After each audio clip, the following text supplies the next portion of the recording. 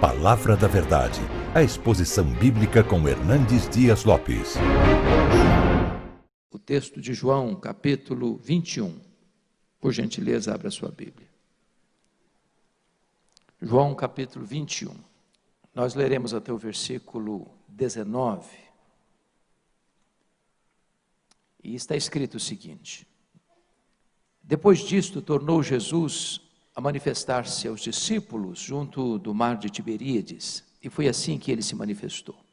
Estavam juntos Simão Pedro, Tomé chamado Dídimo, Natanael, que era de Caná da Galileia, e os filhos de Zebedeu e mais 2 de seus discípulos. Disse-lhe Simão Pedro: Vou pescar. Disseram-lhe os outros: Também nós vamos contigo. Saíram e entraram no barco, e naquela noite nada apanharam. Mas ao clarear da madrugada estava Jesus na praia. Todavia os discípulos não reconheceram que era ele. Perguntou-lhe Jesus: Filhos, tendes aí alguma coisa de comer? Responderam-lhe: Não. Então lhes disse: Lançai a rede à direita do barco e achareis. Assim fizeram, já não podiam puxar a rede, tão grande era a quantidade de peixes. Aquele discípulo a quem Jesus amava disse a Pedro: É o Senhor. Simão Pedro, ouvindo que era o Senhor, cingiu-se com sua veste, porque se havia despido, e lançou-se ao mar. Mas os outros discípulos vieram no barquinho puxando a rede com os peixes, porque não estavam distantes da terra, senão quase 200 côvados, aproximadamente 100 metros. Ao saltarem em terra, viram ali umas brasas e em cima peixes, e havia também pão. Disse-lhes Jesus: Trazei alguns dos peixes que acabastes de apanhar. Simão Pedro entrou no barco e arrastou a rede para a terra, cheia de 153 grandes peixes. E não obstante serem tantos, a rede não se rompeu. Disse-lhes Jesus: Vinde, comei. Nenhum dos discípulos ousava perguntar-lhe: Quem és tu? Porque sabiam que era o Senhor. Viu Jesus, tomou o pão e lhes deu, e de igual modo o peixe. E já era esta a terceira vez que Jesus se manifestava aos discípulos, depois de ressuscitado dentre os mortos. Depois de terem comido, perguntou Jesus a Simão Pedro: Simão, filho de João, amas-me mais do que estes outros? Ele respondeu: Sim, Senhor, tu sabes que te amo. Ele lhe disse: Apacenta os meus cordeiros. Tornou a perguntar-lhe pela segunda vez: Simão, filho de João, tu me amas? Ele lhe respondeu: Sim, Senhor, tu sabes que te amo. Disse-lhe Jesus: Pastorei as minhas ovelhas. Pela terceira vez Jesus lhe perguntou: Simão, filho de João, tu me amas? Pedro entristeceu-se por ele lhe ter dito pela terceira vez: Tu me amas? E respondeu-lhe: Senhor, tu sabes todas as coisas, tu sabes que eu te amo. Jesus lhe disse: Apacenta as minhas ovelhas. Em verdade te digo que quando eras mais moço, tu te cingias a ti mesmo e andavas por onde querias. Quando, porém, fores velho, estenderás as mãos e outro te cingirá e te levará para onde não queres. Disse isto para significar com que gênero de morte Pedro havia de glorificar a Deus. Depois de assim falar, acrescentou-lhe: Segue-me. Amém. Eu quero pedir permissão a vocês para só voltar nesta passagem já na conclusão da minha fala. Meu propósito nesta noite é apresentar a vocês o apóstolo Pedro. Este homem que é o símbolo da humanidade. Este homem que é o retrato do nosso próprio coração. Este homem de altos e baixos, de avanços e recuos, de escaladas e declínios. Quem é este homem? Filho de João, irmão de André, nascido em Betsaida, empresário de pesca, casado. Quem é este homem?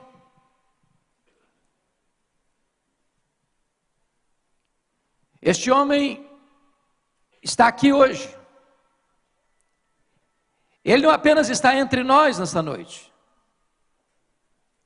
Este homem que é símbolo da humanidade, que é símbolo da nossa instabilidade, capaz de fazer a profissão de fé mais robusta: tu és o Cristo, Filho do Deus vivo, para em seguida deixar-se instrumentalizar por Satanás e tentar afastar Jesus da cruz. Este homem capaz de uma fé robusta, a ponto de caminhar sobre as águas, sob a ordem de Cristo, mas em seguida olhar para as circunstâncias e naufragar nas ondas revoltas da incredulidade. Esse homem que é capaz de fazer juras de fidelidade a Cristo, para em seguida negá-lo covardemente. Quem é esse homem? Esse homem mora debaixo da nossa pele. O coração desse homem bate em nosso peito. O sangue desse homem corre em nossas veias. Nós temos o DNA desse homem. Você e eu somos Pedro. E o que Jesus fez na vida dele, Ele pode fazer na sua, na minha, na nossa vida nesta noite. Eu gostaria então de conhecer um pouco melhor esse homem. Um dos primeiros relatos que a Bíblia traz sobre ele está lá em Lucas 5. Diz a Bíblia que os pescadores, inclusive Pedro, tinham acabado de voltar da pescaria naquela noite infrutífera. 2 barcos ancorados. Jesus ensinando a multidão. Quando Jesus então entra propositadamente no barco de Pedro e diz para ele: afasta o barco, Pedro. E Jesus entra no barco, transforma o barco num púlpito, a água no veículo da sua voz, e dali ensina a multidão.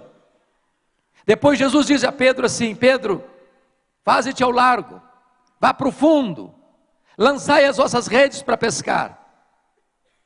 E eu imagino que deva ter tido uma conversa mais ou menos assim: ô Senhor, desse negócio aqui entendo eu sou um pescador profissional, eu conheço cada palmo desse lago. Esse lago aqui encurralado pelas montanhas, de 21 quilômetros de comprimento por 14 de largura, eu conheço cada metro dele. Aqui eu cresci, aqui eu vivi, aqui eu trabalho. O senhor sabe que é de noite que se pesca, e nós já pescamos a noite inteira, não pegamos nada. O mar não está para peixe hoje. Mas de repente acende-lhe um lampejo de fé na alma, e ele diz: mas sob a tua palavra eu lançarei as redes. E quando ele lança as redes, um cardume começa a pular, as redes começam a se romper. Aquele barco não consegue reter o produto da pesca milagrosa, o outro barco precisa vir. E quando Pedro percebe que não está apenas diante de um dia de sorte, mas diante de um milagre extraordinário, ele larga para lá o barco, ele larga para lá as redes, ele larga para lá os peixes, vai ao encontro de Jesus, se prostra aos seus pés e diz: Senhor, eu não sou digno de estar na tua presença, afasta-te de mim, vai embora de mim, eu sou um pecador. E Jesus disse para ele: não temas, porque a partir de hoje eu farei de ti um pescador de homens. Na verdade, Pedro então começa a deixar tudo que outrora o ligava àquela profissão e passa a seguir a Jesus, passa a escutar a Jesus, passa a ver os milagres de Jesus, se torna um discípulo de Jesus, mais tarde um apóstolo de Jesus e o líder deles. Ele vê as coisas extraordinárias que Jesus está fazendo: os cegos veem, os mudos falam, os surdos ouvem, os coxos andam, os leprosos são purificados, os mortos ressuscitam. Quando diz a Bíblia que Jesus está lá no extremo norte de Israel, lá nas fraldas do Monte Hermon, lá fora do território de Herodes Antipas, lá em território eminentemente gentílico, lá em Bânias, onde nasce o Rio Jordão, lá em Cesareia de Filipe. E Jesus faz uma enquete com os seus discípulos assim: quem diz os homens ser o filho do homem? Em outras palavras, o que o povo comenta a meu respeito? E eles responderam: Senhor, uns dizem que tu és João Batista, outros dizem que tu és Elias, outros dizem que tu és Jeremias, outros dizem que tu és alguns dos profetas. Em outras palavras, Senhor, o povo não sabe nada a teu respeito, o povo está rendido à mais completa confusão. Talvez hoje ainda é assim. Mas Jesus se volta para eles e pergunta: e vós, quem dizeis que eu sou? E Pedro, que era falante, Pedro que não suportava que ninguém falasse na frente dele, ele então responde pelo grupo: tu és o Cristo, o Filho do Deus vivo. talvez até aguardando um elogio de Jesus por uma definição tão cristalina, por uma fé tão robusta. Mas Jesus diz assim: bem-aventurado és, Simão Barjonas, porque não foram carne e sangue quem tu revelaram, mas o meu Pai que está nos céus. Em outras palavras, Jesus está dizendo o seguinte: não pense você, Pedro, que você sabe quem eu sou, porque você é mais espiritual ou mais inteligente do que as outras pessoas. Você só sabe quem eu sou, Pedro, porque o Pai me revelou para você. Porque se o Pai não tivesse me revelado para você, Pedro, como povo, você também não saberia quem eu sou. Mas eu também te digo que tu és Pedro, e sobre esta pedra eu edificarei a minha igreja, e as portas do inferno não prevalecerão contra ela. Está aqui em Mateus 16, 18, talvez um dos textos mais importantes das Escrituras, de cuja correta interpretação depende o futuro do cristianismo. Quem é essa pedra sobre a qual a igreja está edificada? Há 3 interpretações na história da igreja. A primeira delas é que Pedro é a pedra. Quase 1 bilhão de pessoas chamadas cristãs hoje creem dessa maneira. Há uma frase em latim muito conhecida de vocês, que diz assim: ubi Petros, ibi ecclesia. Onde está Pedro? Aí está a igreja. A segunda interpretação é que a declaração de Pedro é a pedra. Tu és o Cristo, Filho do Deus vivo, que a igreja é edificada sob essa declaração de fé. Mas a terceira interpretação, eu penso que se não todos, a maioria de nós subscreve essa terceira, é que o próprio Cristo é a pedra sobre a qual a igreja está edificada. E o texto nos leva a essa conclusão, se não vejamos. Há um trocadilho no grego entre a palavra Pedro e a palavra pedra. A palavra Pedro é Petros. E Petros é um fragmento de pedra arrancado de um maciço rochoso. A palavra pedra aqui é Petra. E pedra é exatamente esse maciço rochoso. Essa pedra inabalável. Então o que Jesus Cristo está dizendo é o seguinte: eu também te digo que tu és Petros, fragmento de pedra, mas sobre esta rocha inabalável que sou eu edificarei a minha igreja. O pronome demonstrativo também nos ajuda. Qualquer língua, seja português, seja inglês, seja o grego, há uma diferença entre esta e essa. Por exemplo, eu estou com a minha Bíblia aqui, eu digo esta Bíblia. Se eu coloco a minha Bíblia no púlpito e me afasto, eu digo essa Bíblia. Se Jesus tivesse a intenção de dizer que Pedro era pedra, ele teria dito: eu também te digo que tu és Petros, e sobre essa pedra eu edificarei a minha igreja. Mas não foi o que ele disse. Ele diz: eu também te digo que tu és Pedro, mas sobre esta pedra eu edificarei a minha igreja. De tal maneira que Jesus está ensinando 4 verdades aqui. Primeiro, ele é o fundamento da igreja. Ninguém pode lançar outro fundamento além daquele que já foi posto, o qual é Cristo Jesus, nosso Senhor. Segundo, ele é o dono da igreja. Você não é o dono da igreja. Eu não sou o dono da igreja. Nós não somos os donos da igreja. A igreja só tem um dono. E ele é o dono porque ele a comprou com o seu próprio sangue. O dono da igreja é o Senhor Jesus Cristo e não há outro. Terceiro, ele é o edificador da igreja. Eu edificarei a minha igreja. Quem edifica a igreja não é você. Quem edifica a igreja não sou eu, não somos nós. Quem edifica a igreja é o próprio Senhor Jesus. Nós poderíamos empregar todo o nosso conhecimento, toda a nossa metodologia, e nós não produziríamos sequer um crente.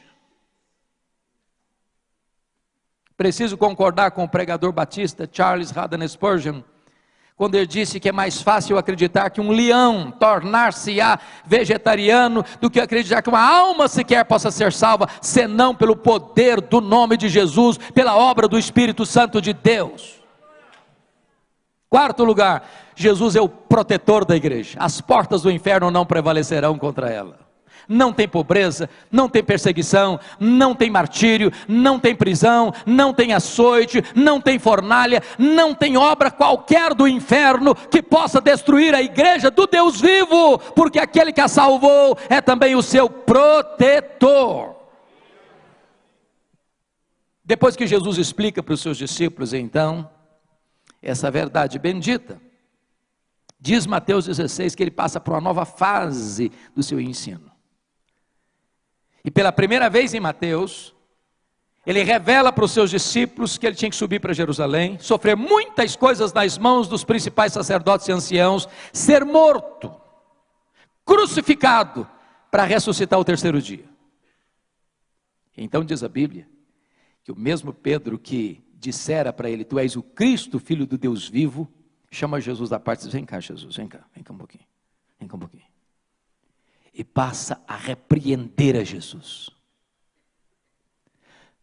Tem compaixão de ti, isso de modo algum pode te acontecer. Larga a mão desses pensamentos soturnos, larga a mão desses pensamentos doentios, larga a mão desses pensamentos de morte. E Jesus crava os olhos nele e diz, arreda Satanás, és para mim causa de tropeço, tu não cogitas das coisas de Deus, apenas das coisas dos homens. Notem vocês que se a igreja estivesse edificada sobre Pedro, ela estaria edificada sobre areia movediça. Mas bendito seja Deus, ela está edificada sobre a rocha que não se abala. Agora vamos entender o que Jesus não disse. Jesus não está chamando aqui Pedro de Satanás, ele não está dizendo isso. Segundo, Jesus não está dizendo que Pedro está endemoniado aqui, ele não está dizendo isso. Terceiro, Jesus não mandou Pedro arredar, Jesus não está fazendo isso também. Jesus está mandando Satanás arredar. Que Satanás? O mesmo que fora derrotado lá no deserto, está de volta, com outras armas, com outro figurino. Se não entendermos isso, irmãos, a gente vai dizer assim, arreda Pedro, aí o Satanás fica. Não, quem tem que arredar é o Satanás, Pedro fica. Pedro é discípulo, Pedro é apóstolo, em Pedro Jesus vai continuar investindo. Apesar dos nossos fracassos, Jesus não desiste de nós, Ele não abre mão da sua vida. Tanto é fato que 6 dias depois, diz a Bíblia, que Jesus vai para um alto monte, para orar, e leva consigo Pedro, Tiago e João. Ali no topo daquela montanha, a glória de Deus se manifesta, o rosto de Jesus se transfigura, as vestes de Jesus se transfiguram, e Moisés e Elias aparecem em glória conversando com Jesus. Mas diz a Bíblia que Pedro, João e Tiago dormem, porque o que dá prazer em Jesus dá cansaço neles. Mas ali aconteceram 4 milagres, insólitos. Primeiro milagre, Jesus foi transfigurado. Segundo milagre, Moisés e Elias aparecem em glória, conversando com Jesus sobre a sua partida para Jerusalém. Terceiro milagre, uma nuvem luminosa os envelopa. Quarto milagre, de dentro da nuvem, uma voz divina, este é o meu filho, o meu eleito, a ele ouvi. Diz a Bíblia que quando Pedro vê essa cena, escuta essas coisas, sem saber o que estava falando, ele diz assim, Senhor, o negócio é o seguinte, nós vamos fazer 3 tendas, uma vai ser tua, outra vai ser de Moisés, outra vai ser de Elias. E pensava que ele estava no controle da situação. Mas a Bíblia diz que ele não sabia o que estava falando. Por que ele não sabia? Estava falando uma bobagem. Que bobagem! Nesse momento Pedro está comparando e equiparando Jesus a Moisés e Elias, o representante da lei e o representante dos profetas. Mas Jesus não é apenas um grande homem, Jesus é o próprio Deus entre os homens. Ele é único, Ele é incomparável, Ele é singular. Diz a Escritura que eles estão vendo milagres, mas eles estão desprovidos de entendimento. Nota de rodapé agora. Na cultura evangélica brasileira, se divulga muito que se nós enxergarmos mais milagres, nós iremos crer mais. Isso não é verdade. Sabe por quê? No topo dessa montanha tem 3 gerações representadas. A geração de Moisés, a geração de Elias e a geração dos apóstolos. Leia a sua Bíblia E você constatará que são as 3 gerações que mais viram milagres, e foram as 3 gerações mais incrédulas, porque a fé não vem pelo milagre, a fé vem pelo ouvir, e ouvir a palavra de Deus. Mas o que eles não entendem? Primeiro, não entendem a centralidade da pessoa de Jesus. Segundo, eles não entendem a centralidade da missão de Jesus. Pergunto a vocês, qual foi a pauta daquela reunião entre Moisés e Elias com Jesus? Está escrito em Lucas 9:31, que conversaram sobre a sua partida para Jerusalém. A palavra partida no grego aí é êxodos, de onde vem a palavra portuguesa êxodo. O que foi o êxodo? A libertação de Israel da escravidão do Egito. Então o que Moisés e Elias estão conversando com Jesus é que a partida dele para Jerusalém, para a cruz, seria o nosso êxodo.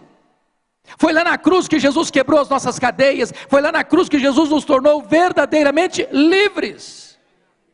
Quando Jesus desce desse monte, diz a Bíblia que ele cura um menino endemoniado e devolve ao seu pai. E Lucas 9:43 diz que diante desse insólito milagre, todos se maravilhavam do quanto Deus fazia por intermédio dele. Todos quantos? Todos quem? A multidão e os discípulos inclusive. Então, Jesus nota nisso um perigo sedutor, como lá em João 6, que queriam fazer Jesus um rei. Quando Jesus percebe que os discípulos estão prestes a embarcar nessa canoa furada, de pensar que ele era apenas um milagreiro, ele se dirige aos discípulos assim em Lucas 9:44, fixai nos vossos ouvidos as seguintes palavras, o Filho do Homem vai ser entregue nas mãos dos homens. Sabe o que significa isso? Não pensem vocês que eu vou mudar minha agenda, não pensem vocês que eu vou alterar meu calendário, não pensem vocês que eu vim do céu apenas para dar vista aos cegos, para dar audição aos surdos e voz aos mudos e levantar os paralíticos. Não pensem vocês que eu vim do céu apenas para alimentar as multidões famintas. Eu vim do céu para ir para a cruz, e é para a cruz que eu vou, porque é lá na cruz que eu vou adquirir para vocês a eterna redenção, é lá na cruz que eu vou quebrar as algemas de vocês e tornar vocês verdadeiramente livres. Mas diz Lucas 9:45 que os discípulos não entenderam isto, vendo milagres, não discernindo quem é Jesus, nem o que ele veio fazer. A partir de Lucas 9:51, Jesus começa a caminhar para Jerusalém, a tal ponto das pessoas lerem isso no rosto dele. Aí ele chega em Jerusalém. Vocês sabem que a Páscoa era a maior festa de Israel. A população de Jerusalém quintuplicava. Era a alegria dos judeus e o terror dos romanos, medo de rebelião. Já tinha uma multidão na cidade e outra multidão está entrando com Jesus. E ele começa a entrar a partir do Monte das Oliveiras, ele vai descendo o Monte das Oliveiras, as multidões vão cantando, Hosana, Hosana, bendito que vem em nome do Senhor. Ele atravessa o Vale do Cedron, ele começa a subir as encostas do Moriá, lá está o templo, lá está a entrada da cidade, e diz Lucas que quando Jesus está entrando na cidade, ele chora, a multidão canta e ele chora. E chora por quê? Porque Jerusalém não aproveitou o tempo da sua visitação. Jerusalém era a cidade que matava os profetas e haveria de matá-lo também. Chora porque vê profeticamente essa cidade sendo arrasada desde os fundamentos pelos romanos, havendo então a maior dispersão dos judeus de todos os tempos, desde o ano 70 a 14 de maio de 1948. Quando Jesus entra, mais tarde ele diz para Pedro e João assim: vocês vão preparar para mim um lugar para que eu possa comer a Páscoa com vocês. Jesus dá todas as orientações, tudo pronto, tudo pronto. Era quinta-feira à noite, mesa posta, cordeiro assado, pão sem fermento, ervas amargas, o vinho. Mas eles estão vindo de uma caminhada, os pés estão empoeirados, ninguém podia sentar-se à mesa sem lavar os pés, não era hábito deles fazer isso. Mas não tinha um serviçal entre eles. Tinha uma toalha, tinha uma bacia, mas quem ia tomar a iniciativa? Isso era o papel de um escravo. E de repente eles estão à mesa. Sabe qual foi o papo que rolou na mesa? E aí, quem de nós é o maior? Quem de nós é o mais importante? Quem de nós vai ter maior projeção no reino? Jesus está mergulhado na sombra da cruz, e eles estão na feira da vaidade, da soberba. Quando Jesus percebe o espírito deles, Jesus se levanta da mesa, os choca, não com palavras, mas com atitudes, cinge-se com a toalha, pega a bacia e começa a lavar os pés dos discípulos. Imagine o constrangimento, imagine a vergonha. Um silêncio sepulcral tomou conta daquele cenáculo. Até que Jesus chega na frente de Pedro. E o Pedro era um homem que não conseguia esconder sentimentos. E faz uma pergunta para Jesus: tu me lavarás os pés a mim? E Jesus olha para ele e diz: o que eu faço agora tu não entendes, entendê-lo-ás depois. Aí ele foi radical: não, nunca tu me lavarás os pés. Não, eu não vou permitir que tu te humilhes a esse ponto. Não, os meus pés tu não vais lavar, de jeito nenhum eu não vou aceitar isso. E Jesus olha para ele: se eu não te lavar os pés, tu não tens parte comigo. Porque ele era 880, diz: então, senhor, já que o negócio é esse, o senhor lava os pés, o senhor lava as mãos, o senhor lava a cabeça, o senhor me dá um banho. Aí Jesus: não, Pedro, agora é você que não está entendendo. Todos vocês estão limpos, exceto um, Judas Iscariotes. Só precisa lavar os pés. O que significa isso, irmãos? Todos vocês já passaram pelo lavar regenerador do Espírito Santo, e esse lavar acontece uma única vez na vida, e nunca mais precisa se repetir. Mas você que já foi regenerado, você precisa constantemente passar pelo lavar purificador da santificação.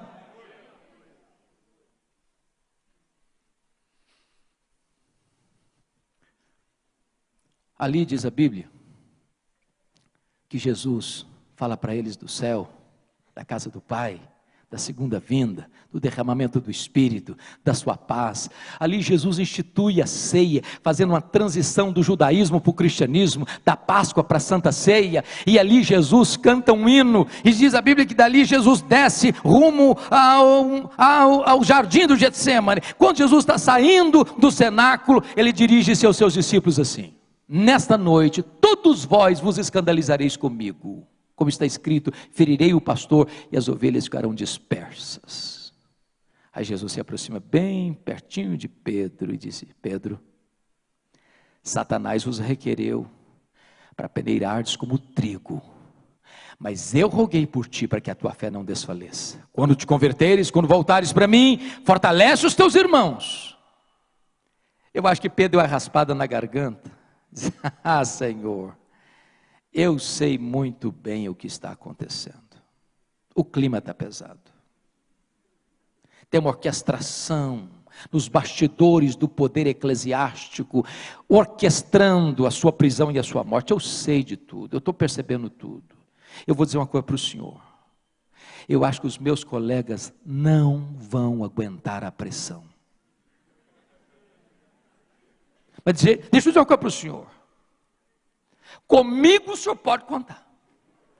Eu sou um cara batuta, a corda não rói do meu lado. Era que todos te abandonem, eu jamais. Por ti darei minha vida. Eu estou pronto a ir contigo para a prisão e para a morte. E Jesus olha bem para ele e disse: Pedro, pois em verdade te digo que nesta mesma noite, antes que o galo cante, tu me negarás 3 vezes. Acho que o Pedrão calou. Silencioso foi, descendo o monte Sião, cruzando o vale do Cedron, mergulhando nas fraldas do Monte das Oliveiras, onde tinha lá um jardim que Jesus costumava orar. Muitas oliveiras, era uma prensa de azeite. Quando Jesus chega, deixa 8 para trás, porque Judas não está mais entre eles, pega Pedro, Tiago e João de vocês: vem comigo, vem comigo. E ali diz a Bíblia que Jesus começa a ficar angustiado. E Jesus abre o coração para eles e diz assim: a minha alma está profundamente triste até a morte, ficai comigo, vigiai comigo.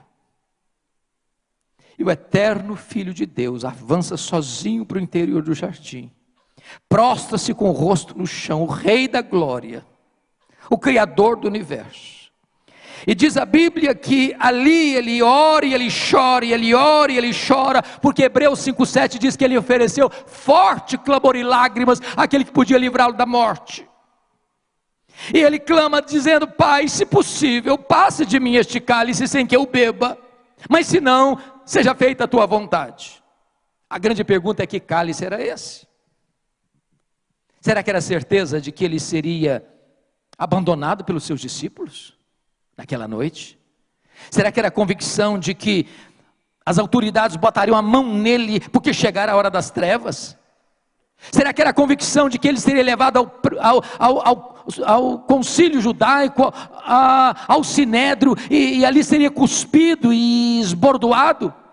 Será que era a certeza de que ele seria levado ao pretório romano, e o governador, contra a sua consciência, haveria de condená-lo à morte, morte cruz?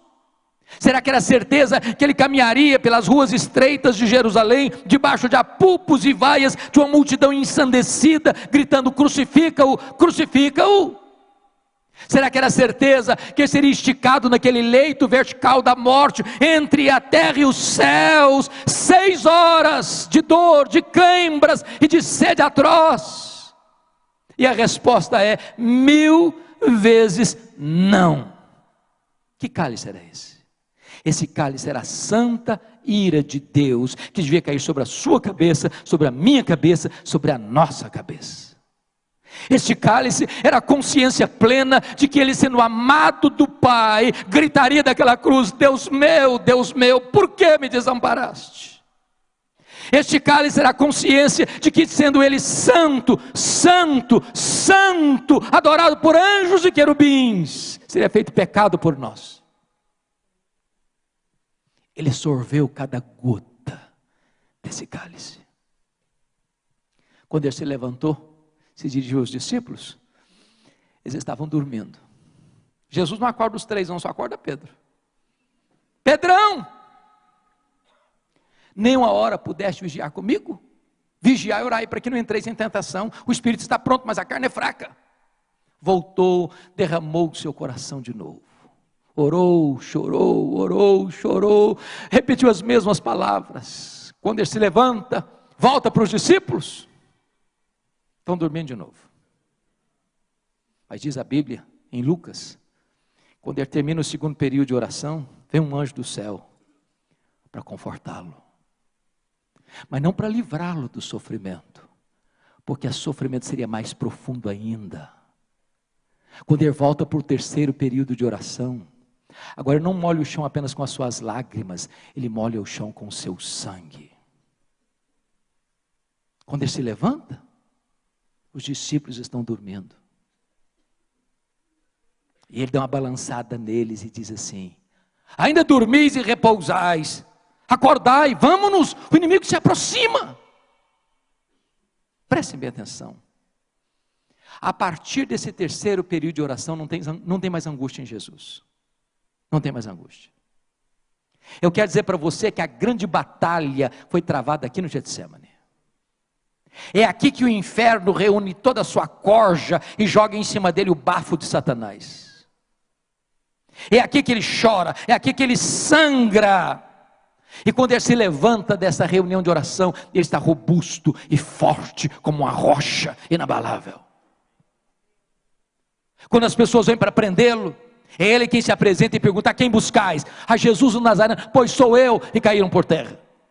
A partir daqui ele vai para o sinédrio judaico, e ele é cuspido, e ele é esbordoado, está firme como uma rocha. A partir daqui ele vai para o pretório romano, mas vai caminhando como um rei caminha para a sua coroação. A partir daqui ele é pregado naquele leito vertical da morte, e transforma aquele patíbulo de horror num palco para a glória de Deus.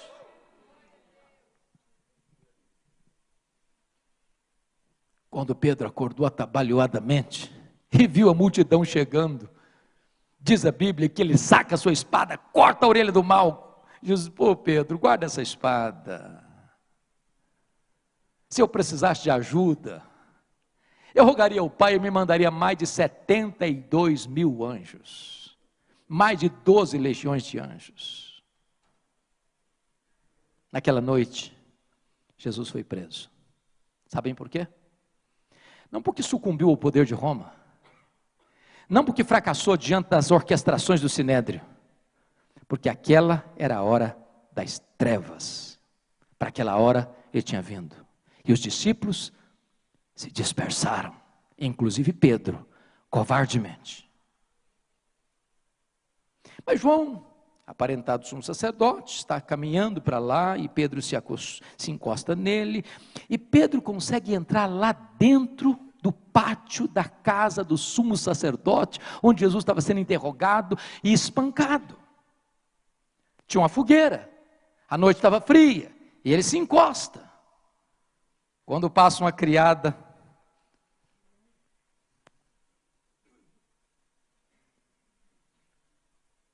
você é um dos dele. E diz a Bíblia que Pedro negou diante de todos: eu não sei o que dizes. Esse ambiente não está bom para mim, vou sair daqui. Vou lá para o alpendre. Daqui a pouquinho passa uma criada. De longe, olhou de novo. Comentou assim: aquele lá é um dos discípulos dele. Pedro escutou a conversa e diz que agora ele não nega só não, ele jura: eu juro que eu não conheço esse homem.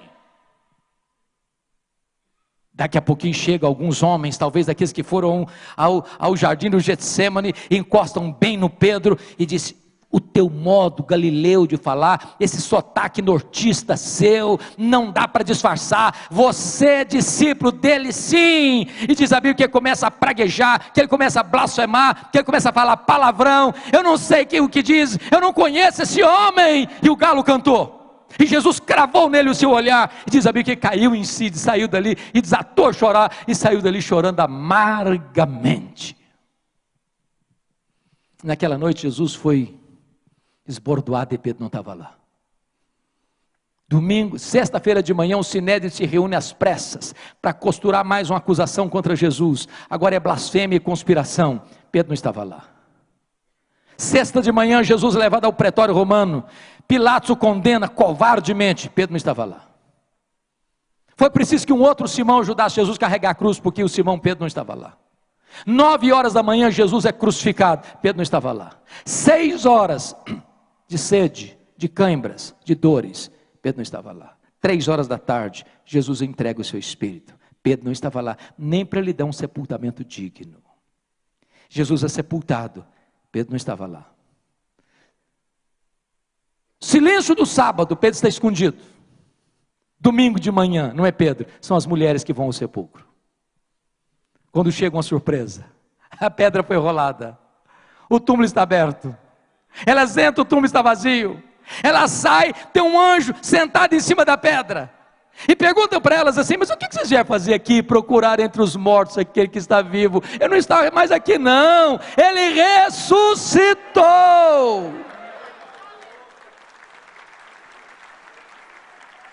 E o anjo disse: ide e dizei aos seus discípulos e a Pedro, que ele irá diante de vós para Galileia, lá o vereis, como ele vos disse. Meus irmãos, mas por que o anjo teve que falar logo no nome do Pedro? Pedro não era discípulo? Por que destaque do nome dele? Sabe por quê? Porque Jesus sabia, e o anjo também, que Pedro não se sentia mais discípulo. Pedro, Petros, fragmento de pedra, mentira, apenas pó. Apenas pó. Negou seu nome, negou sua fé, negou seu apostolado, negou seu Senhor. Pedro desistiu de Jesus, mas Jesus não desistiu de Pedro. Eu quero dizer para você que Jesus não desiste de você. Apesar dos seus fracassos, apesar das suas quedas, apesar de seus deslizes, apesar da sua covardia, apesar dos seus medos, Ele não desiste de você. Agora pense comigo como é que foi aquela caminhada de Jerusalém ao Mar da Galileia, mais de 100 quilômetros a pé. Eu acho que cada passada que ele dava, a consciência dele fisgava bastante, e ele devia pensar assim: eu vou chegar lá, Jesus vai me quebrar todo, ele vai me arrebentar, ele vai botar o dedo no meu nariz, vai dizer que eu sou um covarde, vai dizer que eu sou um fugitivo, e eu sou mesmo um covarde. Quando ele chega lá, irmãos, Jesus não está lá. Agora, nota de rodapé: nós devíamos orar mais pelos líderes. Sabem por quê? Porque não tem líder neutro. Liderança é influência. Um líder é uma bênção ou é uma maldição. Porque Pedro é um líder, ele diz assim: eu vou pescar. E os outros disseram: pois então nós vamos contigo também. Mas o que significa eu vou pescar? Estou estressado? Vocês ganham um troco? Não, sabe o que ele está dizendo? Fim de linha para mim. Acabou meu sonho. Acabou meu projeto. Não tem mais futuro. Só tem um passado cheio de dor. Estou voltando para as redes. Estou voltando de malas prontas para o meu passado. Acabou meu projeto. Sabe o que aconteceu? Naquela noite eles não pegaram nem um lambari. Que quando o homem se afasta de Deus, nem pescar consegue mais. O dia está quase amanhecendo. Estão voltando de redes vazias. A 100 metros da praia. Alguém caminha lá na praia, eles não sabem quem é. E de repente esse personagem da praia se dirige a eles a 100 metros assim: covardes! Foi assim? Ah, não foi. Filhos!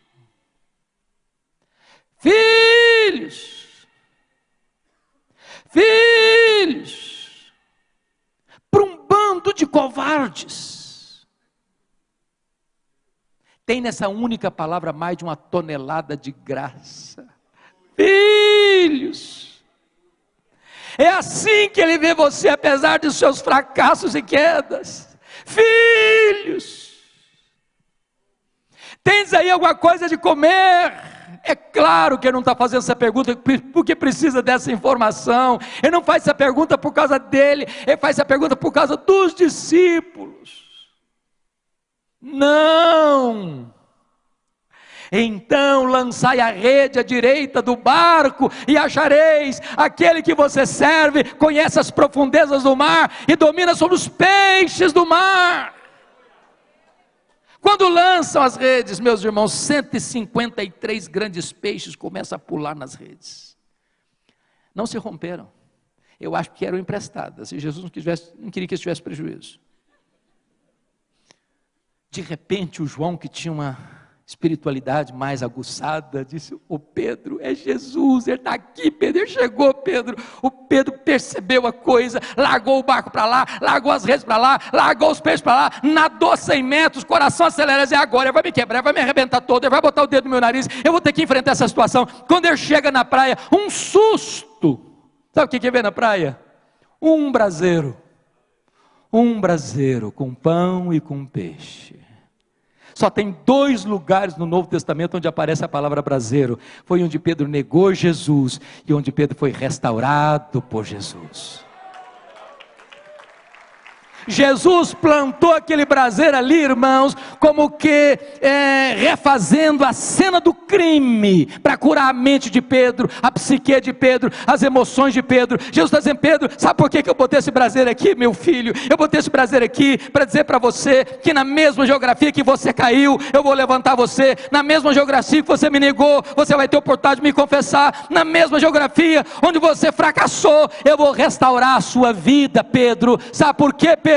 A minha graça, Pedro, é maior do que o seu pecado. Depois que Jesus os alimentou e os aqueceu, diz a Bíblia, Jesus se encosta em Pedro e faz a seguinte pergunta: Simão, filho de João, tu me amas mais do que estes outros? Pai Jesus, eu não estou te entendendo. Por que eu tenho que amar mais? Não basta amar igual? Mas por que Jesus fez essa pergunta para ele? Porque ali atrás Pedro havia dito assim: Senhor, ainda que todos te abandonem, eu jamais. Sabe o que Jesus está fazendo com Pedro? Ô Pedro, você ainda tem a mesma opinião a seu respeito? Você ainda acha mesmo que você é melhor que os outros? Você ainda acha mesmo que você é mais forte do que os outros? Você ainda acha mesmo que você é mais espiritual e fiel do que os outros? Você ainda acha que você está com essa bola toda mesmo? Tu me amas mais do que os outros mesmo, Pedro? Ah, Senhor, tu sabes que eu te amo. Então apacenta os meus cordeiros. Aí Jesus pergunta a segunda vez: Simão, filho de João, tu me amas? Agora não pergunta se ama mais, só pergunta se ama. Sim, Senhor, tu sabes que eu te amo. Então pastorei as minhas ovelhas. Aí Jesus pergunta a terceira vez: Simão, filho de João, tu me amas? Ficou triste. Terceira vez. Ah, Senhor, tu sabes todas as coisas, tu sabes que eu te amo. Então apacenta as minhas ovelhas. Por que Jesus perguntou 3 vezes? É claro, porque ele negou 3 vezes. Mas o que significa isso? Significa o seguinte: ô Pedro, eu estou lhe perguntando 3 vezes, Pedro, para que você entenda uma coisa, meu filho. Para cada negação sua, Pedro, a minha graça é suficiente para restaurar você. Você caiu a primeira vez, Pedro? A minha graça restaura você. Você me negou a segunda vez, Pedro? A minha graça restaura você. Você me negou a terceira vez, Pedro? A minha graça restaura você. Ô Pedro, a minha graça é maior do que o seu pecado, Pedro. É claro, irmãos, que há uma riqueza nesse texto, no grego, que não está na língua portuguesa.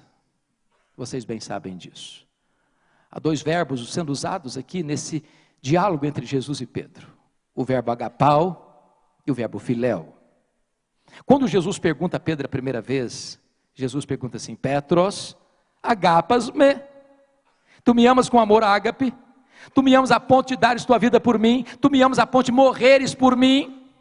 Pedro não responde essa pergunta. O que Pedro responde para Jesus é outra coisa. O que ele responde é assim: ah, Senhor, amor ágape eu não tenho. Eu não estou pronto a morrer por ti, eu não tenho coragem de dar minha vida por ti, eu apenas gosto de ti. Respondeu com o verbo filéu, filose, eu só gosto de ti. Aí Jesus pergunta a segunda vez do mesmo jeito: Petros, agapas me. Tu me amas com amor ágape, tu me amas a ponto de morreres por mim, de dares tua vida por mim? Pedro diz: não, Senhor, amor ágape eu não tenho coragem de morrer por ti, eu não estou preparado para dar minha vida por ti, eu apenas gosto de ti. E respondeu do mesmo jeito, filose. Por que ele ficou triste a terceira vez? Porque Jesus mudou a pergunta. Jesus passa a usar na terceira pergunta o mesmo verbo que Pedro usara nas 2 respostas anteriores, o verbo filéu. Então Jesus pergunta: Petros, fileis-me? Pelo menos tu gostas de mim? E ele se entristeceu e respondeu do mesmo jeito: filose, eu só gosto do Senhor, nada mais. Que lição que eu aprendo aqui? Quando Pedro, confiando em si mesmo, prometeu a Jesus dar sua vida por ele, Pedro negou Jesus. Mas quando Pedro reconheceu que não tinha forças nele mesmo para morrer por Jesus, aí Jesus o capacitou a dar a sua vida por ele. Notem vocês que Jesus restaura Pedro. E Jesus está aqui hoje para restaurar a sua vida. Eu não sei quantas vezes você caiu, quantas vezes você negligenciou sua vida de santidade, mas Jesus está aqui hoje para botar você de pé outra vez. Mas notem que Jesus não restaura apenas a vida de Pedro, Jesus restaura o ministério de Pedro. Apacenta os meus cordeiros, pastorei as minhas ovelhas, apacenta as minhas ovelhas. Talvez você, pastor, você líder, talvez você, homem de proa, homem de vanguarda, mulher de vanguarda, já está desanimado, talvez caiu, talvez fracassou, talvez desanimou, talvez pensou em retroceder, talvez até pensou em tirar a própria vida, talvez pensou que a vida não tem mais sentido no ministério, pois Jesus está aqui hoje para devolver a você o cajado de pastor e fazer com que o seu viver daqui para frente seja muito mais glorioso que as melhores vitórias que você teve no seu passado. Depois que Jesus restaura Pedro, irmãos, ele é um outro homem. A partir daqui ele é um homem de oração. A partir daqui ele é um homem cheio do Espírito Santo. A partir daqui esse homem prega e os corações se derretem. A partir daqui esse homem impõe as mãos sobre os enfermos e são curados. A partir daqui esse homem não tem medo da morte. A partir daqui esse homem é um gigante de Deus. Então Jesus diz assim para ele, confira comigo, eu vou terminar, versículo 18, Em verdade vos digo, em verdade te digo, que quando eras mais moço, tu te cingias a ti mesmo, e andavas por onde querias. Quando porém fores velho, estenderás as mãos, e outro te cingirá e te levará para onde não queres. O que Jesus quis dizer com isso? Disse isto para significar com que gênero de morte Pedro havia de glorificar a Deus. Sabe o que Jesus está dizendo para Pedro? Você lembra, Pedro, que você prometeu a morrer por mim? Sim, Senhor, me lembro. Pois você vai morrer por mim. Você vai dar sua vida por mim. Mas não vai ser agora não, Pedro. Quando você ficar velho. Sabe o que vai acontecer com você, Pedro? Eles vão crucificar você. E vocês todos sabem, 17 de julho do ano 64, Roma, a maior cidade do mundo da época, é incendiada. E você sabe que o incêndio foi colocado na conta dos crentes. Começou um massacre, faltou madeira para fazer cruz, tamanha quantidade de crentes crucificados. 2 grandes líderes do cristianismo foram presos, Paulo e Pedro. Paulo era um cidadão romano, mesmo sentenciado à morte, morte rápida, foi degolado. Pedro era um cidadão comum, e por isso, ao ser sentenciado à morte, foi sentenciado à morte de cruz. Aqui a Bíblia cessa o seu registro. A história nos toma pelas mãos. Dizem os historiadores que chegou o dia da execução de Pedro. E quando ele foi sendo levado para ser crucificado, ele disse para os seus algozes: crucifiquem-me, crucifiquem-me. Mas eu não sou digno de morrer como morreu meu Senhor. Crucifiquem-me de cabeça para baixo. E com esse gênero de morte, ele glorificou a Deus. Sabe o que me impressiona? Foi depois que Jesus explicou para Pedro que ele haveria de morrer na velhice crucificado, é que Jesus disse: segue-me. Não é segue-me para o sucesso, não é segue-me para os aplausos do mundo, não é segue-me para as glórias deste século, é segue-me para a morte, segue-me para a cruz, segue-me para o martírio.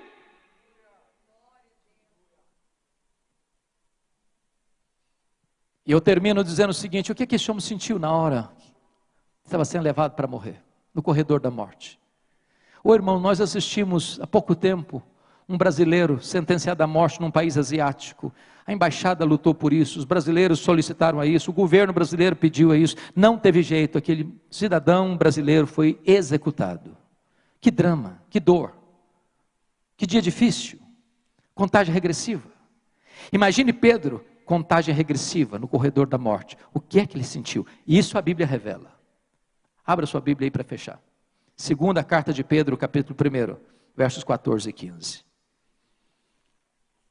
Ele diz o seguinte, confira aí, por favor. Certo, igual Paulo também estava certo. Estou sendo oferecido por libação. E ele também está certo. Certo de que estou prestes a deixar o meu tabernáculo, prestes a morrer. Como efetivamente nosso Senhor Jesus Cristo me revelou. João 21, 18 e 19. Profecia de Jesus. Mas, de minha parte, estou pensando em dizer que não era ocupado. Mas, de minha parte, estou pensando em fazer uma campanha na igreja para eu sair da cadeia. Não. Mas, de minha parte, esforçar-me-ei diligentemente por fazer que a todo tempo, mesmo depois da minha partida, mesmo depois da minha morte, conserveis lembranças de tudo. Sabe o que esse homem está dizendo? Roma vai me matar, mas Roma não vai pôr um ponto final no meu ministério. Roma vai me matar, mas a palavra que eu prego está viva e vai continuar reverberando nos corações. Roma vai tirar minha vida, mas Roma não vai impedir que a palavra do Deus vivo prossiga a sua marcha vitoriosa. O que importa, meus irmãos, não é o pregador, o que importa é a pregação, o que importa não é o evangelista, o que importa é o evangelho, o que importa não é o obreiro, o que importa é a obra. Deus sepulta os seus obreiros e a sua obra continua vitoriosa, porque a palavra que pregamos é viva e é eterna. Que Deus reavive essas verdades no nosso coração. Que Deus nos devolva a paixão pelo ministério. Que Deus reaqueça a nossa alma e nos batize com o poder do seu Espírito nesta noite, para que nós sejamos cheios do Espírito Santo a revolucionar essa nação com a única mensagem que transforma, a mensagem poderosa do Evangelho do Senhor Jesus Cristo, a quem tributamos a honra, a glória e o louvor agora e pelos séculos eternos. Aleluia. Palavra da Verdade, a exposição bíblica com Hernandes Dias Lopes.